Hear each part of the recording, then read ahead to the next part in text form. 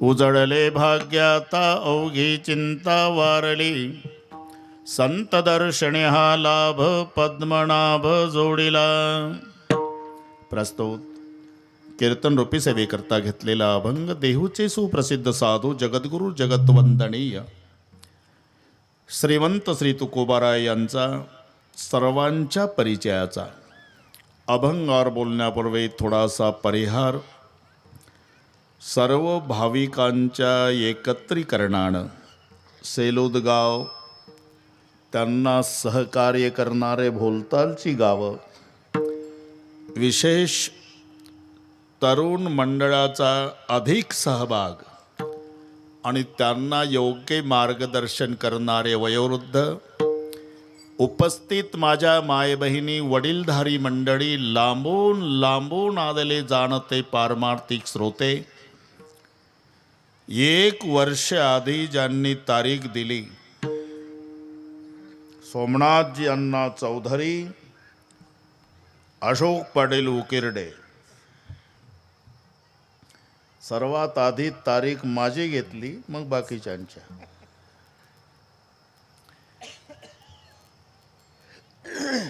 आणि त्यामुळे तुम्हा सर्वांच्या दर्शनाचा झालेला लाभ. या संबंधाने ज्यांची श्रीमद भागवत कथा आहे ते पूजनीय विश्वनाथजी महाराज जिथे असतील तिथे त्यांना मनोभावे वंदन करतो. गायनाचार्य मंडळी, संत भगवान बाबा, गणेश बाबा, लक्ष्मण बाबा, खुशाल बाबा, विजय बापू, पंढरीनाथ महाराज, श्रीधर महाराज, वैजनाथ महाराज, अजून राहिलेले सगळे महाराज. मृदंगाचार्याचा एक खूप आता कौतुक करायला शब्द नाही, असल तेवढे सर्व. चौधरी महाराज, भोसले महाराज, डवणे महाराज, आधाणे महाराज, बार बैले, बोचरे, अजून काय राहिले ते वाचलं म्हणून सांगतो भाऊ मी असं. ठीक आहे. ऋषिकेश,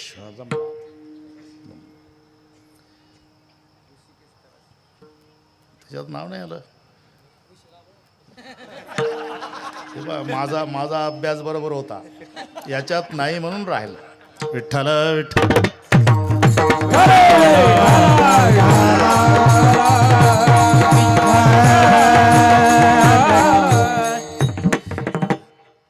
माझ्यासोबत आलेले काशीनाथ महाराज पाटील, शाकाहारी हॉटेलचे मालक. मुद्दाम शाकाहारी शब्द घालावा लागतो. ठीक आहे. अतिशय सुंदर नियोजन, सुवर्ण महोत्सवाला शोभेल असं. बरं का सोमनाथ, तुझ्या हातात आहे सगळे.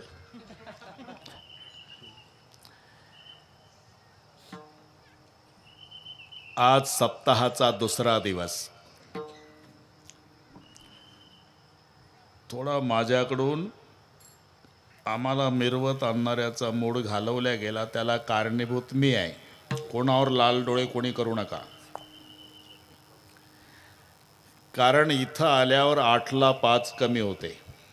मी म्हटलं नागपूरपासून पळतो तो मिनिट सांभाळण्यासाठी, रथामध्ये पुन्हा बसायला मिळेल. मी काही त्याच्यात भानगडीत पडलोच नाही, पहिली गोष्ट. त्याच्यात पुन्हा मिरवणूक होईल आपली. पण आजची गेलेली वेळ, गेली ऐसी घडी पुन्हा नाही. बरोबर आम्ही नाटक केला, तिथे गेटवर आलो. या मावल्यांना वाटलं बाबा रथातूनच उतरला, काही कळू दिलं नाही. त्यांनी अगदी 14 वर्षांनी राम वनवासातून अयोध्येत आला होता आणि माय कौशल्यानं ओवाळलं होतं, अगदी तसा प्रकार या ठिकाणी झाला. काही काट कसर स्वागतामध्ये नाही. रथातून मिरवून आणणाऱ्याचा मूड घालवला, त्याला 2.25% कारणीभूत मी आहे. कोणावर काही दोष ठेवू नका. पुन्हा नंतर बघू अजून. हा ठीक आहे. सुवर्ण महोत्सवी वर्ष आहे. सप्ताह सुरू केला त्याला 50 वर्ष झाली. ज्याने प्रारंभ केला, प्रहारा दिला, वर्गणी दिली, भजन केलं, रात्रभर जागर केला, पंक्ती घातल्या, अन्नदान विना वाजवला, ते पूर्वज आत कदाचित नसतील. पण कालपासून वैकुंठात त्या पूर्वजांच्या डोळ्याला आनंदाश्रूच्या धारा लागल्या असतील. की इवलेसे रोप लावेले द्वारी, त्याचा वेलू गेला गगनावरी, मोगरा फुलला, मोगरा फुलला. 5 टप्पे जे शास्त्राने सांगितलेले, 12 वर्ष पूर्ण झालेल्या सोहळ्याला तपपूर्ती नाव येतं. बरं का अण्णा? 2 तप झाले म्हणजे त्याच्यात 1 मिळवून रौप्य करायचा असतो. 4 तप झाल्यावर 2 मिळवून सुवर्ण होतो. 6 तप झाल्यावर 3 मिळवून अमृत होतो.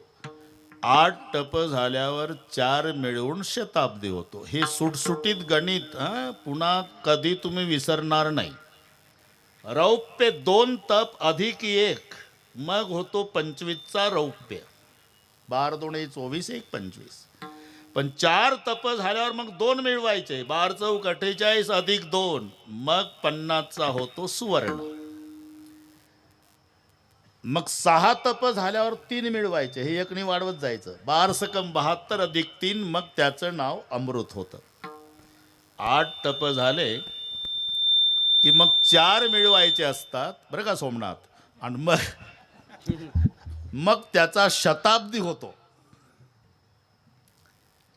त्यापैकी हा 3रा टप्पा सुवर्ण महोत्सव.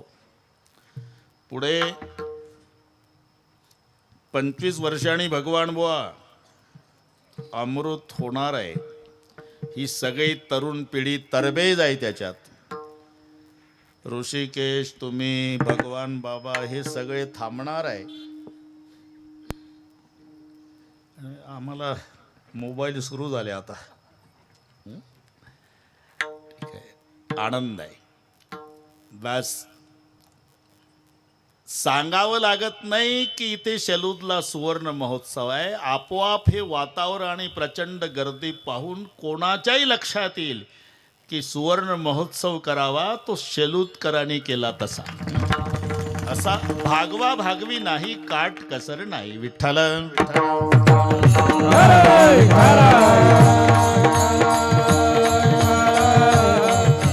आणि असा दृष्ट लागेल असा सोहळा या ठिकाणी संपन्न होतो.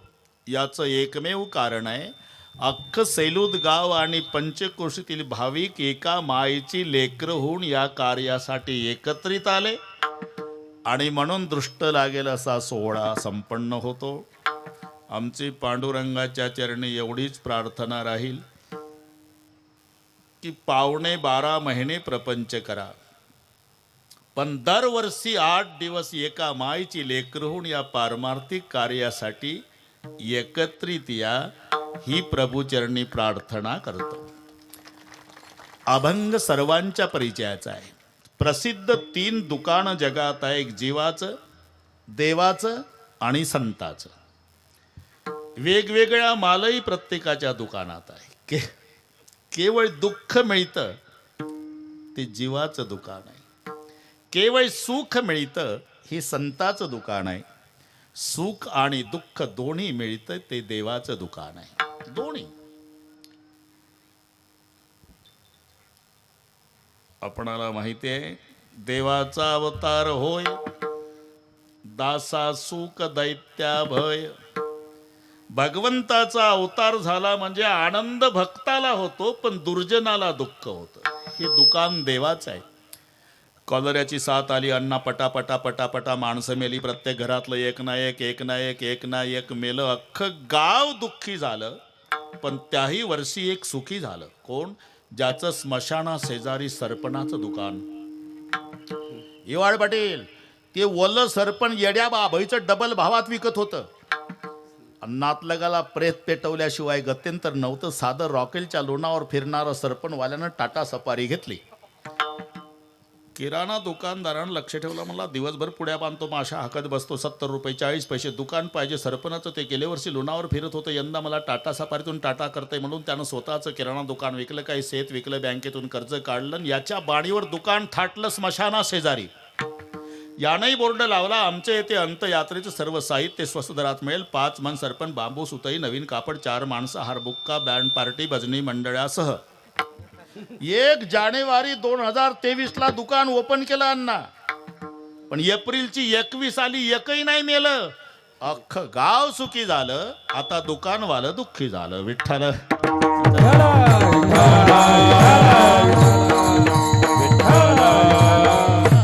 बस, हे देवाचं दुकान आहे. काहीला सुख आणि काहीला दुःख. केवळ दुःख मिळतं हे जीवाचं दुकान आहे. फक्त एकमेकाकडे बोट दाखवायचा कार्यक्रम चालू आहे. ज्याला मुलं बाळ नाही, भगवान बाबा ते म्हणतं मुलं झालेलं सुखी. आणि ज्याचे दारू पिऊन जोड्या भरल्या लाता बापाच्या कंबरड्यात त्याला विचारा, ते म्हणतं पांडुरंगाची शपथ घेऊन सांगतो महाराज अजिबात लेकरून न झालेलं सुखी. हे तिकडे बोट दाखवतो, इकडे जो देखे सो दुखिया बाबा सुखिया कोई नाही. केवळ दुःख मिळतं हे जीवाचं दुकान. सुख दुःख दोन्ही मिळतं हे देवाचं दुकान. आणि केवळ सुख मिळतं हे संताचं दुकान. सुख एक हे चिठाई, सुख एक हे चिठाई, बहुपाई उत्तम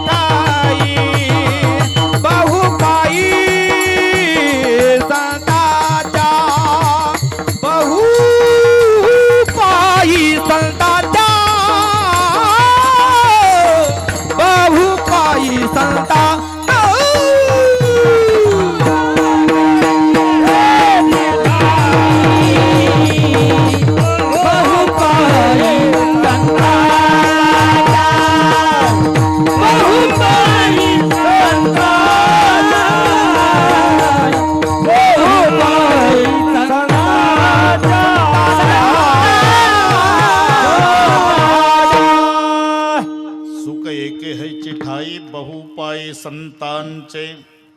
परिस्थिती बिकट असू द्या अण्णा, बाजी बिन लौन 3 टूक कौपिन में इंद्र बापुरो कौन. ही भक्तीची मस्ती आहे. संत तुलसीदासजी म्हणतात, मला फक्त 3 गोष्टी जर जीवनात मिळाल्या, लज्जा रक्षणासाठी 3 बोटाची केळीच्या पानाची लंगोट, जगण्यासाठी दिवसात एकदा बिगर मिठाची भाजी, आणि धर्म सांभाळण्यासाठी मुंज नावाच्या गवताचं जानवर. तस या 3 गोष्टी. बाजी बिन लौन, बिना मिठाची भाजी, आणि लज्जा रक्षणासाठी केळीच्या पानाची लंगोट. भाजी बिन लौन 3 टूक कौपिन में इंद्र बापुरो कौन. पठ्ठ्याच्या पुढे इंद्र सुद्धा दुःखी. ही भक्तीची मस्ती आहे. आणि म्हणून तुकोबारायणी समाज प्रबोधन करावं. समाज प्रबोधन करताना तुका म्हणे खातो आनंदाचे लाडू, तुका म्हणे खातो आनंदाचे लाडू, नका तर पडू घ्या रे तुम्ही, नका तर पडू घ्या रे तू, नका तर पडू घ्या रे तू. तुका म्हणे खातो आनंदाचे लाडू, तुका म्हणे खातो आनंदाचे लाडू, लाडू नका तर पडू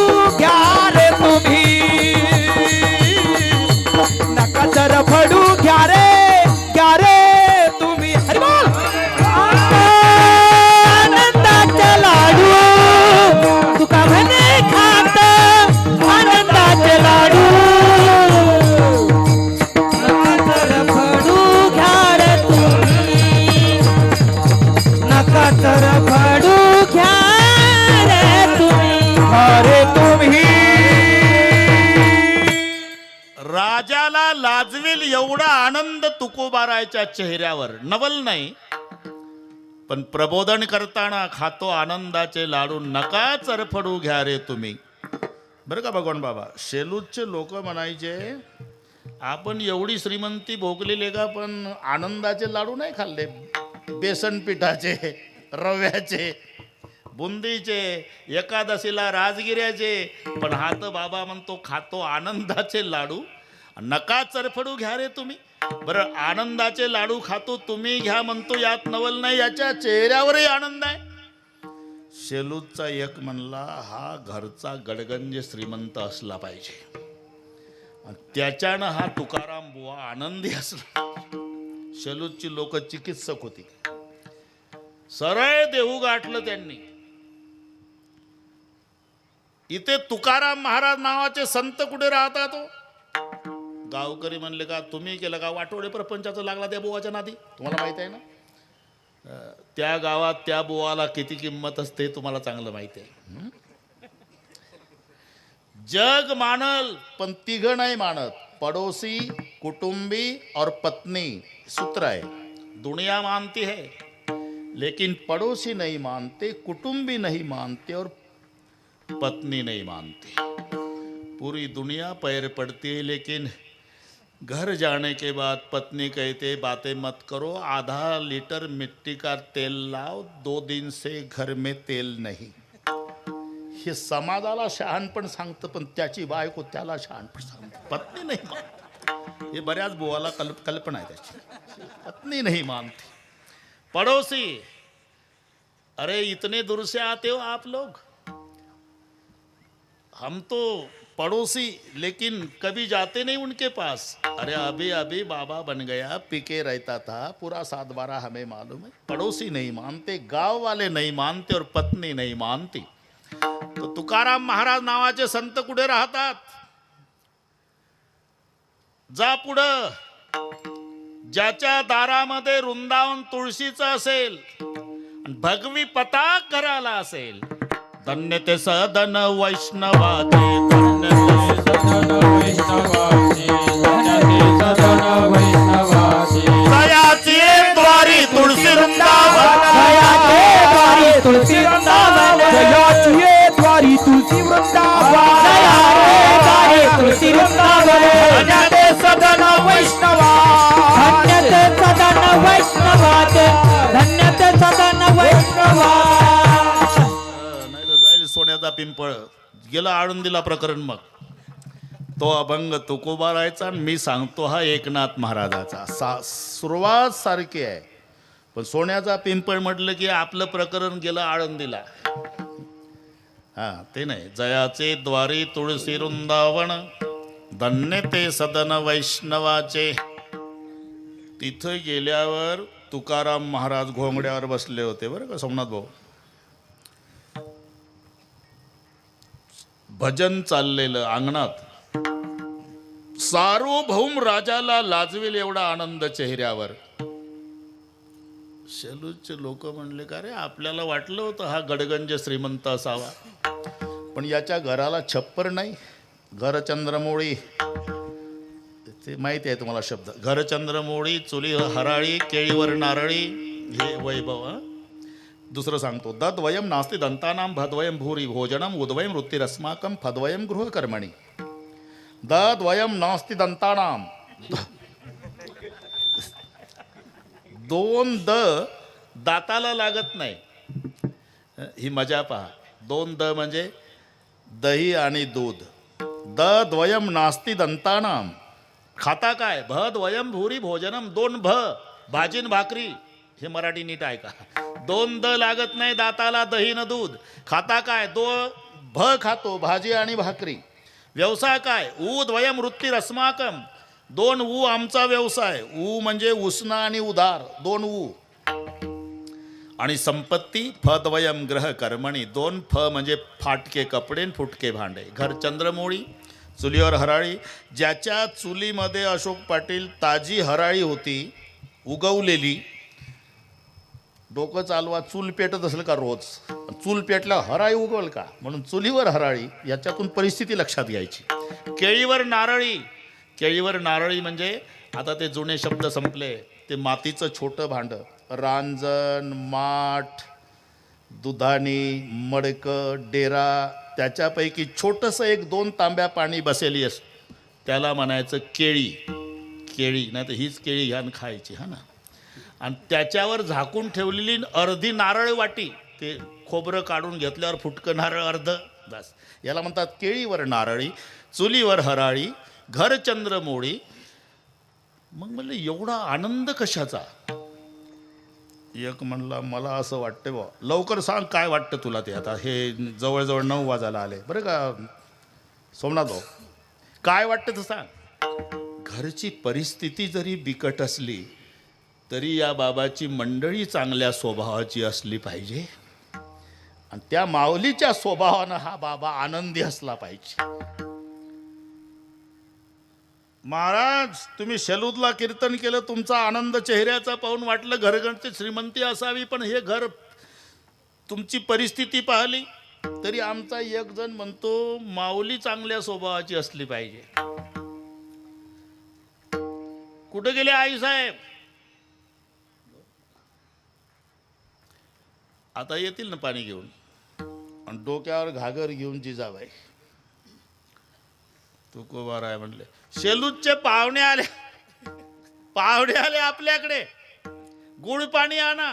तेव्हा चहा पाणी नव्हता. लाल डोळे टोमॅटो सारखे जिजाबाईचे. कोरडी ऑर्डर सोडा, उंदीर मेला तरी धान्याचा दाना आहे का घरात? गुळ पाणी आणा. पाहुणे तर हादरलेच. खरे आपल्याला वाटलं होतं हा बाबा माऊलीच्या स्वभावानं आनंदी असेल, मग एवढा आनंद कशाचा? म्हणले आता वेळ कशाला घालवता, सरळ विचारू. बाबा तुमच्या चेहऱ्यावरचा आनंद पाहून आम्हाला वाटत होतं घरची श्रीमंती असावी, पण घराला छप्पर नाही. नंतर वाटलं माऊली चांगल्या स्वभावाची असली पाहिजे, पण आमच्या समोर विजेसारखी कडाडली.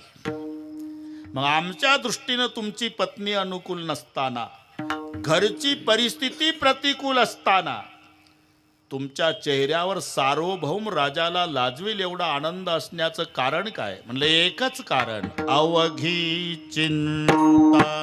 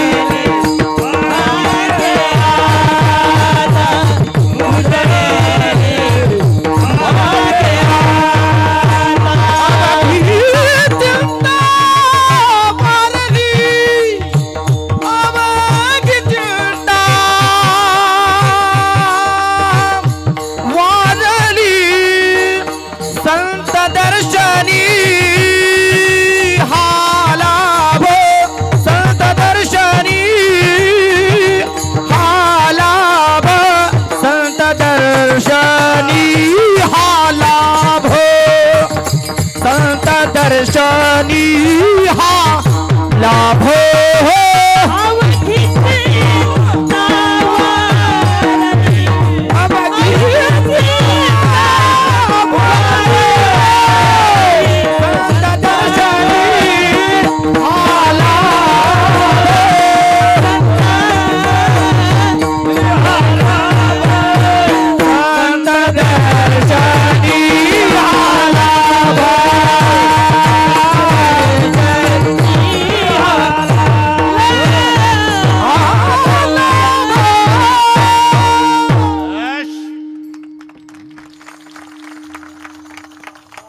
भगवान बाबा. अरे हे सेलूच्या तरुण मंडळाचं नियोजन असल्यामुळे सगळे तेंडुलकर गोळा केले त्यांनी, षटकारच. मजा आहे. तरी मी 10 पर्यंत सोडत नाही तुम्हाला. सार्वभौम राजाला लाजवेल एवढा आनंद होण्याचं कारण महाराज म्हणतात, अवघी चिंता वारली. आता असं जर लिहिलं असतं अशोकराव, उजळले भाग्य आता अवघी चिंता पळाली, काही बिघडतंय का? अरे पळाली काय न वारली काय? यमक तर जुळतच ना, पण नाही. वारली आणि पळाली जमीन अस्मान इतकं अंतर पडतं. समजा एखाद्याची पळाली, तुम्हाला सांगतो लाल शर्टवाले, चिंता म्हणतो मी, समजावर चालला आपला. समजा जर एखाद्याची पळाली, पुन्हा येण्याची दाट शक्यता आहे. पण वारली, म्हणून चिंता पळाली आणि वारली. बाप लेकाचं शाब्दिक भांडण. भर चौकात मुलगा जरा अपमानास्पद बोलला. करारी स्वभावाचा बाप म्हणला, अरे एवढं मिळवलं तुझ्यासाठी, याची टोपी त्या डोक्यात, त्याची याच्या दोघाची, आपल्या काळाचं पांढरं वाटत चौकडी डोळ्यात तेल घालून संसार केला आणि वाटेल तसा अपमान करतो. नाही राहणार वाड्यात, जाय म्हाताऱ्या. नाही राहत तर आता गेल्याशिवाय गत्यंतर आहे का? गरम डोक्याचं म्हातारं घरी आलं ऋषिकेश. त्यानं एक घोंगडं घेतलं, एक गोदडी घेतली, एक धोतरं घेतलं, फाटकी बंडी घेतली, जर्मनचं ताट, तांब्या प्लास्टिकचा पिशवी भरली, गेलं निघून. 4 महिने तपास नाही. पण जेव्हा कार्तिक वारीला शेलूचचे माणसं गेले, तेव्हा हे गोपाळपूरच्या रस्त्याला भिकाऱ्याच्या लाईनमध्ये प्लास्टिकच्या कागदावर 10-20 रुपयाचे सुटे नाणे जर्मनच्या ताटात. ओळखलं लोक, आणले का हे तर आपल्या गावाचं पाटील. 4 महिने झाले तपास नाही याचा. जय हरी पाटील, चांगला बिझनेस सुरू केला. अरे तुमच्या दारात रोज 10 भिकारी तुकडा खायला येतात ना, तुम्ही भिकाऱ्याच्या लाईन मध्ये रुपया जमा करता. 4 महिने झाले तुमचं पोर सारखं रडतंय, सगळे शोधून काढलं, तुमचा तपास लागत नाही. बरं तुमचंच पोर बोललं काय? गावातले बोलले. आणि तुम्ही नाही सहन करणार तर काय गावातले म्हातारे सहन करतील? चला म्हटल्यावर उठलंच. हे चातुर्मास वाट बघत होतं मला, कोण घरी चला म्हणतं चालतं. आणलं रे बाबा, बरं का, वेळ कमी असल्यानं लगेच आणलं.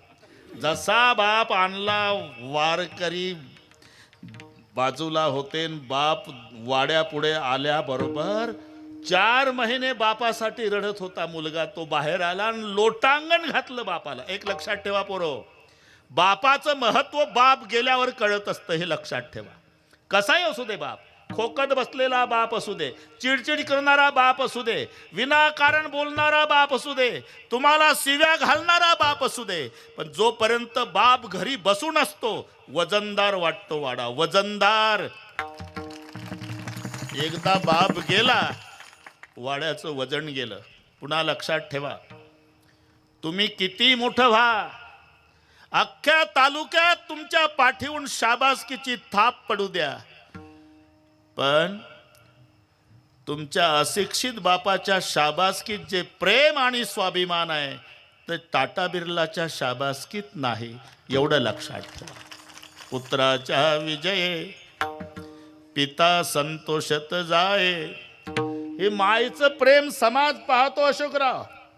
दवाखान्यामध्ये कोरोनाचा काळ पाहला तुम्ही, किंवा आजारी पडू द्या पोर, माय बेडवर बसलेली असते. माय आहे ते, झेंडू बाम लावून देते पेशंटच्या डोक्याला, चमच्यानं दूध पाजते, माय पाणी पाजते, उपीट चमच्यानं खाऊ घालते, पाय चपून देते, गोळ्या देते, औषध देते. हे माय सगळ्या समाज पाहतो.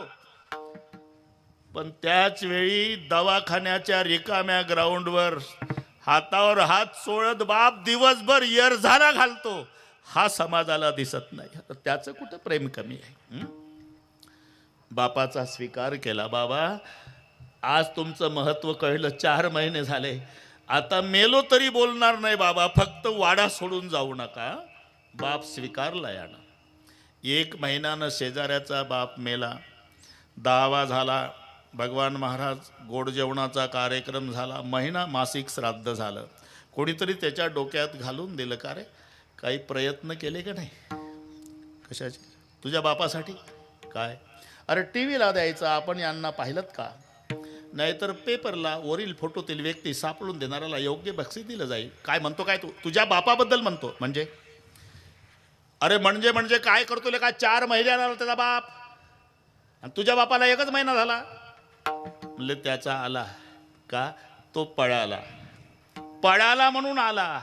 माझा वारला, मेलो तरी येणार नाही. हे वारली आणि पळाली यातला फरक सांगण्यासाठी अवघी चिंता वारली. त्याच्यात पुन्हा प्रपंचामध्ये चिंता पडते, परमार्थात वारते. हा फरक आहे. मुलगी जन्माला आली. ऋषिकेश तुझं झालं का? मला बोलव बरं का.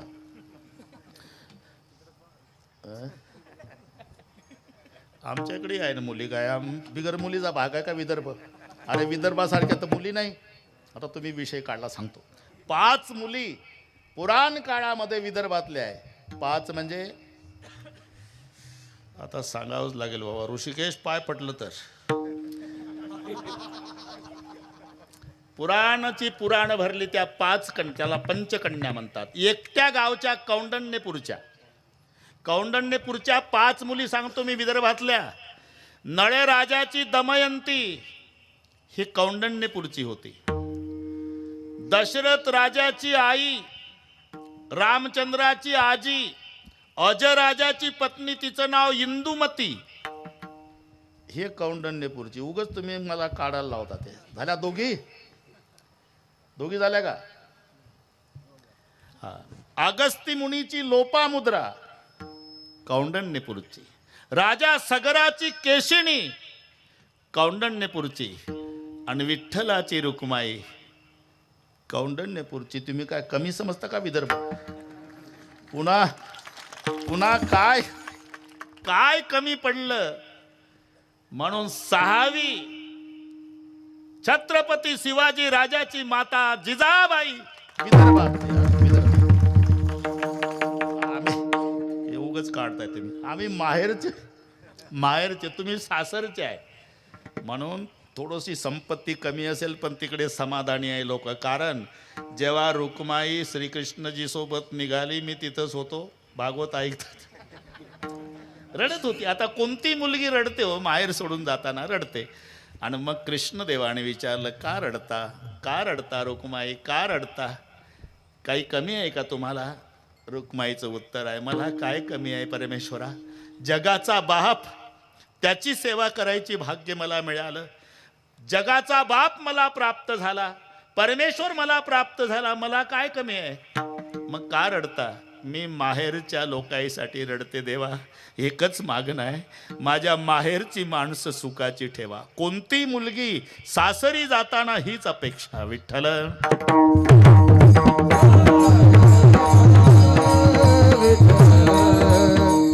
आपलं चिंता शब्दावर चाललं. जाते कन्या महती चिंता. कस्मान प्रदायती महान वितर्का सांप्रदाय समय अर्थ हरिका हृदय विदारिका पितुः. जाते कन्या महती चिंता. मुलगी जन्माला आली की बापाला चिंता निर्माण झाली.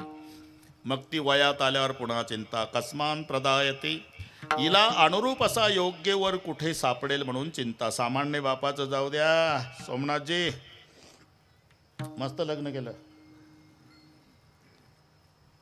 1/2 कोटी खर्च केला. वाऱ्या हाती माप चाले सज्जनाचे. काही घाट कसं मला येता आलं नाही, पण मी फोनवर आशीर्वाद दिला. लोकांना वाटलं ढोक महाराज इथंच बसलाय कुठंतरी. आणि बस. कस्मान प्रदायक, मी चिंतासाठी सांगतो. मुलगी जन्माला आली की चिंता, वयात आल्यावर पुन्हा चिंता. हिला अनुरूप असा योग्य वर कुठे सापडेल. ऋषिकेश बाकीच्या बापाचं जाऊ द्या. रुक्माईचा बाप चिंतेत होता. तुम्ही म्हणता लग्नात राजा भीमक रुक्मिणी सनयनी देखोनी चिंता करी. आता मी असं विचारतो, जिथं रुक्माईचा बाप चिंतेत होता तर 2 गुंठे ऊस असलेल्या बापाचं कसं होत असेल? चौधरी, महान चिंता. ही चिंता का? मुलगी जन्माला आली चिंता, अनुरूप असा योग्य वर कुठे सापडेल चिंता. बरं लग्न जुळलं म्हणजे चिंता वारली नाही, पळाली. लक्षात ठेवा. दुसऱ्या दिवशी पुन्हा बाप चिंतेत. का काल पाहुणे आले म्हणे लग्न जुळलं. हो जुळलं लग्न, मुलगाही अनुरूप मिळाला, घरानं वारकरी, श्रीमंत सासर. मग तुमच्या तोंडावर चिंता कशाची? अरे 50,000 रुपये जवळ नाही, 5 लाखाचा खर्च आहे. मग साहेब ओळखीचे आहे ना, काही पाईपलाईनचं करा, काय जर्सी गायचं, हे चांगलं माहिती आहे तुम्हाला. झालं प्रकरण केलं. अर्थहारिका म्हणजे अर्थाची चिंता पळाली. झालं लग्न थाटात पार पडलं. आणि मुलगी जेव्हा जाताना सोमनाथ भाऊ बापाच्या गळ्याला पहिली बिलगत असते. एरवी पुरुष रडला नाही जन्मभर, पण त्या दिवशी दगडाच्या हृदयाचा माणूस असू द्या नापास आहे. 24 वर्षाची मुलगी बासिंग बांधलेली, शहनाईचे स्वर सुरू झाले की पप्पाच्या तोंडावरून हात फिरवून एवढंच म्हणते, बाबा खूप धावला आमच्यासाठी जन्मभर, तब्येतीची काळजी घ्या. कन्यादान सुके जरी करी पिता, शोकांत ये अंतरी. राजा जनकासारखा विदेही रडला सीतेसाठी, हिमालयासारखा पहाड रडला पार्वतीसाठी, कण्वासारखा मुनी रडला शकुंतलेसाठी. सामान्य माणसाची काय कथा. झालं वाटे लावलं अशोकराव, चिंता पळाली. 2 वर्षांनी बाप पुन्हा चिंतातूर दिसला. काय झालं? अहो कर्ज काढून लग्न केलं, पटके किती लोकांना बांधले, मंडप केवढा टाकला, केवढा थाट न केवढं स्वागत पाहुण्याचं. मुद्द्याचं बोला, काय झालं? काय झालं?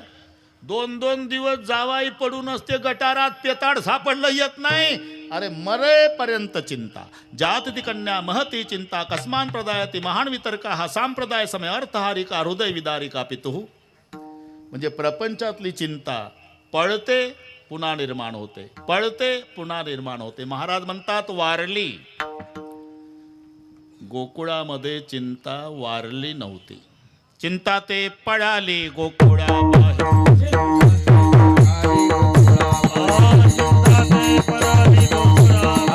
चिंता ती पळाली गोकुळाबाहेर.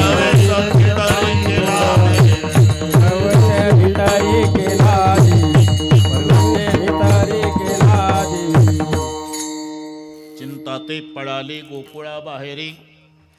गोकुळातली चिंता पळाली बरं का ऋषिकेश. म्हणून काकासुराच्या, बकासुराच्या, रिठासुराच्या, पुतना मावशीच्या, माबळ भटाच्या रूपानं येत गेली पळत गेली, येत गेली पळत गेली. पळालेली चिंता निर्माण पुन्हा पण वारली. महाराज म्हणतात सार्वभौम राजाला लाजविल एवढा आनंद झाला. याचं कारण माझी चिंता वारली. अवघी चिंता वारली. ठीक आहे, चिंता वारली तर तुकोबाराच्या मागं चिंता होती कोणती? प्रपंचाची चिंता म्हणावं तर ते आपल्या धर्मपत्नीला सांगतात, नको चिंता करू वस्त्राया पोटात, नको चिंता करू वस्त्राया पोटात, माऊली आमची पांडुरंग.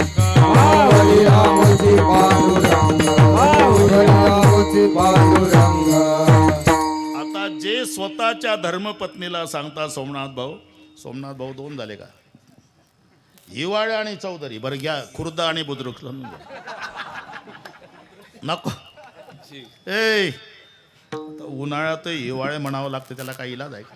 नको नको चिंता करू वस्त्रा या पोटाची, माऊली आमुची पांडुरंग. यावरून विचार करा, ही सगळी सुज्ञ मंडळी आहे, वेळ थोडी राहिली आपली.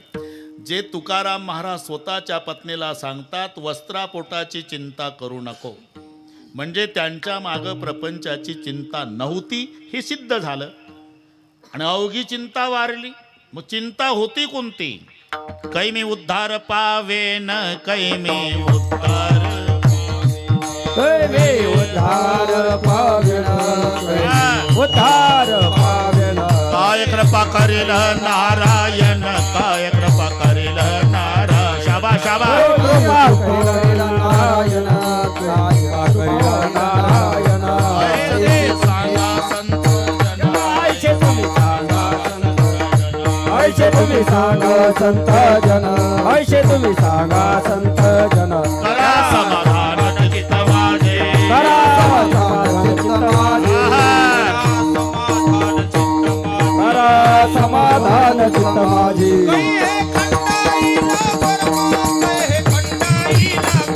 आवाज.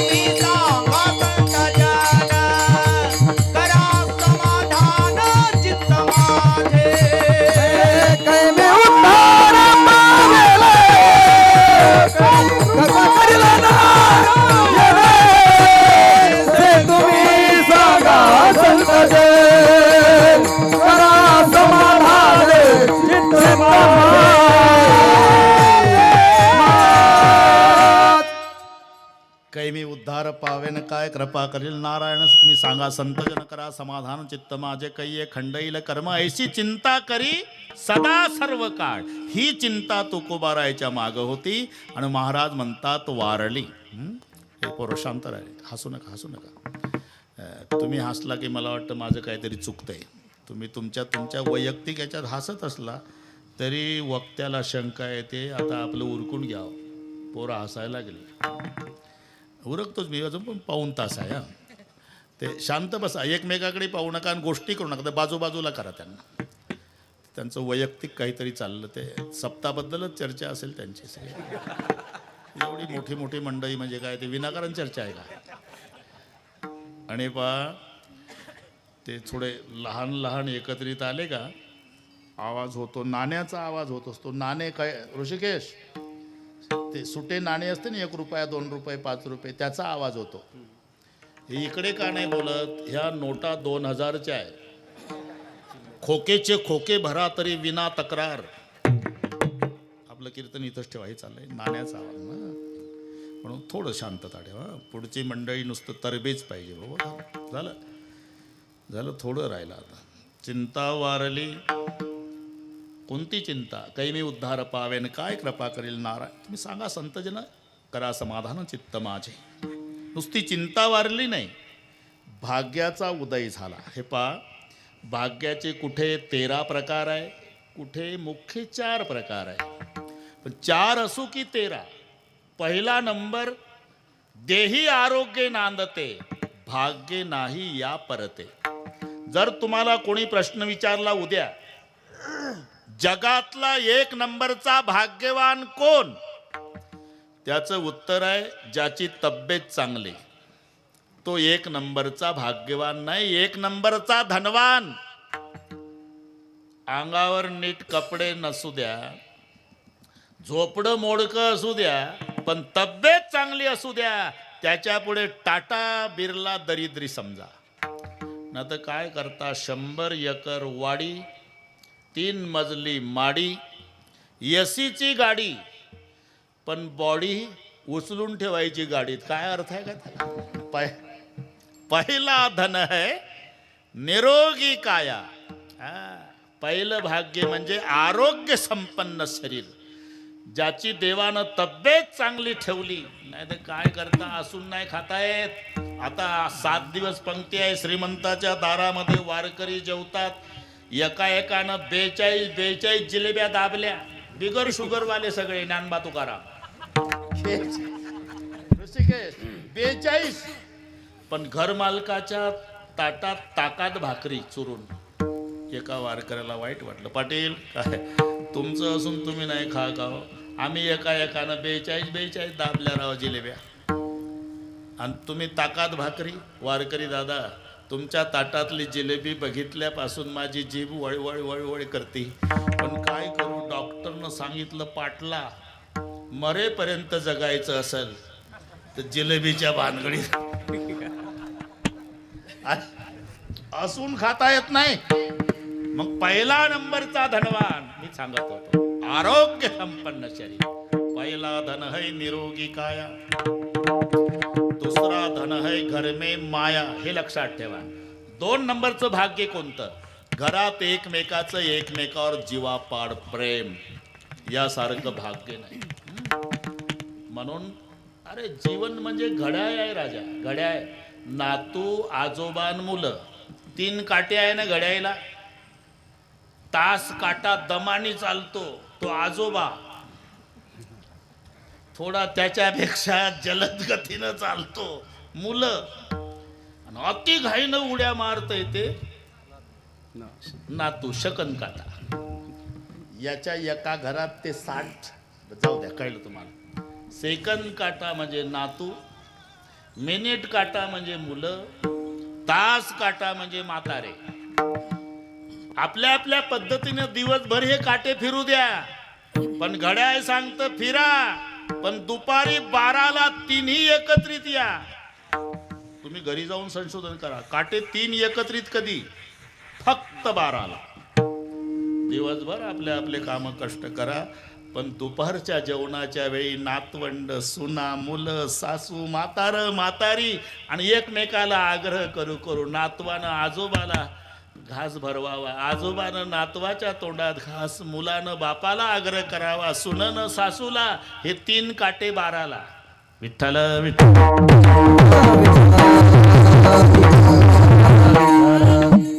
घर में 2 बातें इकट्ठा होती है, भजन और भोजन. वो घर नहीं भगवान का मंदिर है. याला म्हणतात घर में माया. माया म्हणजे एकमेकाचं एकमेकावर प्रेम. आणि इथे तरुण मंडळी आहे, त्यांना मी विनंती करतो, आपले मायबाप जास्त दिवस जगावे असं जर वाटत असेल, मायबापाची सेवा करू नका. फक्त तुम्ही भाऊ भाऊ एकमेकावर प्रेम करा. तुमचं भावाभावाचं प्रेम पाहिलं तर बिना औषधाचे मायबाप 10 वर्ष जास्त जगतील, हे लक्षात. आणि भावाभावाची रोजची भांडणं पाहिली की मायबाप 2च वर्षात जगाचा निरोप घेतील. म्हणून घर में माया. माया शब्दाचा अर्थ काय? प्रेम. प्रेम. आणि 2 भावाचं सुरळीत चाललेलं दिसलं का? कावळ्याच्या जातीचे टपलेले आहे. गावोगावी कावळे मंडळ. तो बिचारा दारे धरतो उसात बरमुडा घालून, लहान भाऊन तिथं कावळा जातो मोटरसायकलनी, इकडे रे, आणि ते आलं उसातून बांधावर. आले का गडी आहे कर त्याचा? कोणाचा? तुझ्या भावाचा. ते कांजीचे कपडे घालून तालुक्यात पुढाऱ्यासारखा फिरतय, तुले का दारे धरतो उसात गड्यासारखा. अर्ध अर्ध वाटून घ्या. त्याला म्हणतात कावळा. पण मोठ्या भावाच्या उपकाराची जाणीव ठेवणारा लहान भाऊ असेल तर लाल डोळे करतो. बरं का पाटील, दोघंच आहो इथं आपण. वय मानाने विचार केला म्हणून तुझ्यावर हात नाही उगारला. मग कावळा हातरला. कावळ्याला वाटतं इथं नाही पेटत, आपला रॉकेलचा डबा वाया जातोच. असे भाऊ असल्यावर काय ताकद आहे कावळ्याची? म्हणजे म्हणतोस, अरे मी 10 वर्षाचा होतो आणि माझा भाऊ 15चा मायबाप मेले. गावकऱ्यांनी वर्गणी करून माझ्या मायबापाचा दावा करून दिला. सगळे पाहुणे रावे गेले. रॉकेलची चिमणी मोडकं झोपडं. त्या रात्री आम्ही दोघं भाऊ एकमेकाच्या गळ्याला बिलगून रडलो. अश्रू पुसायला कोणी नव्हतं. माझा भाऊ म्हणला, रडू नको बाबा, आपल्यावर दुःखाचा डोंगर कोसळला. मला नाही शाळा शिकता आली, पण तुला पदवीधर करून दाखवतो. गुरवळली माझ्या भावानं. नंतर माझ्या भावाचं लग्न झालं. माझं नशीब चांगलं, वहिनी गरीबाच्या घरची मिळाली. पण तिनंही ठरवलं जगात घडलं नाही ते करून दाखवते. माझ्या दिराला पदवीधर. माझ्या वहिनीनं धुणी भांडी केली, भाऊ गुराकी झाला. मला शहरात, अरे मी रात्र लाईट खाली अभ्यास करायचो का? अभ्यास करताना माझी वहिनी माझा भाऊ दिसायचा. मायबाप तर मेले, पण माझी वहिनी धुणी भांडी करती. माझा भाऊ गुरवळतो कशासाठी? केवळ माझ्यासाठी. पदवीधर झालो. आणि जेव्हा गावात आलो तेव्हा मायबापाच्या पाया पडतात मुलं. तसा वहिनीच्या आणि भावाच्या पायावर डोकं ठेवून सांगितलं, दादा वहिनी, माझ्या इतका शिकलेला गावात कोणी नाही. धारा लागल्या दोघाच्या डोळ्याला. बघ, तू धुणी भांडी केली, मी गुरं वळली, पण भावानं नाव कमावलं. आता नोकरी लागल त्याला, बक्कळ पैसा घरात येईल, सुखाचं ठेवायला आपल्याला. म्हणून माझा भाऊ, माझी वहिनी सगळ्या पुढाऱ्याच्या पाया पडू पडू रडली. तरी गरीबाला कोणाची गरिबाची कोणाला दया आली नाही, शेवटी नाईलाज झाला आणि दारे धरतो उसात, त्याला भाऊ काय करेल, तू लागला अशा अनपण सांगायला. हे बघ, उदयती यदि भानू पश्चिमेत एक विभाग आहे. एखाद्या दिवशी पूर्वेला होणारा सूर्याचा उदय पश्चिमेला होईल, ही घटना घडल, पण मेलो तरी या जन्मी माझ्या वहिनीला आणि भावाला विसरणार नाही. याला म्हणतात घर में माया. एकमेकाचं एकमेकावर प्रेम हे घरातलं 2 नंबरचं भाग्य आहे. आपलं भाग्यावर चाललं उजळलं. पहिला धन है निरोगी काया, दूसरा धन है घर में माया, तीसरा धन है पुत्र अधिकारी, और चौथा धन है पतिव्रता नारी. हे 4 प्रकारचं भाग्य आहे. हे 4ही प्रकारचं भाग्य रावणाला होतं महाराज. घर में माया, एकमेकाचं एकमेकावर प्रेम, निरोगी काया तेही होतं, पुत्र अधिकारी इंद्रजित होता आणि पतिव्रता नारी मंदोदरी होती. तरी त्याला संतांनी भाग्यहीन ठरवला का? नाही राम राणा आठवीला, नाही राम राणा आठवीला, नाही राम राणा आठवीला. वावणे कारे हरे भाग्य, कारे हरे भाग्य, कारे हरे भाग्य.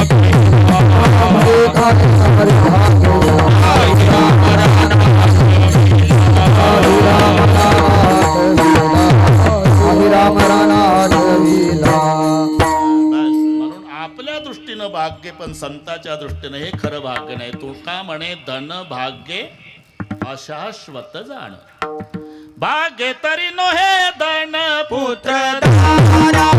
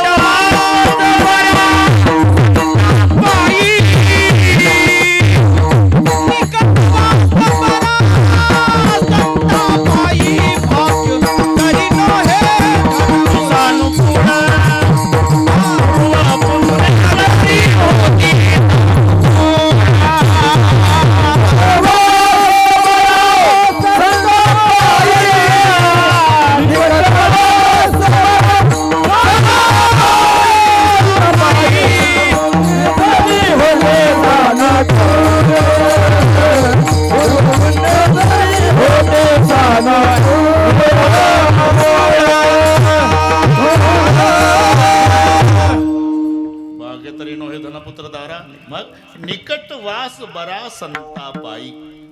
महाराज म्हणतात 3 गोष्टी घडल्या. बरोबर चालू आहे आपलं. मी शुद्धीवर आहे अभंगाच्या बाबतीत, तिथे तडजोड नाही बरं का भगवान बाबा. गणितासारखा सोडवायचा. आपण कुठे आलो?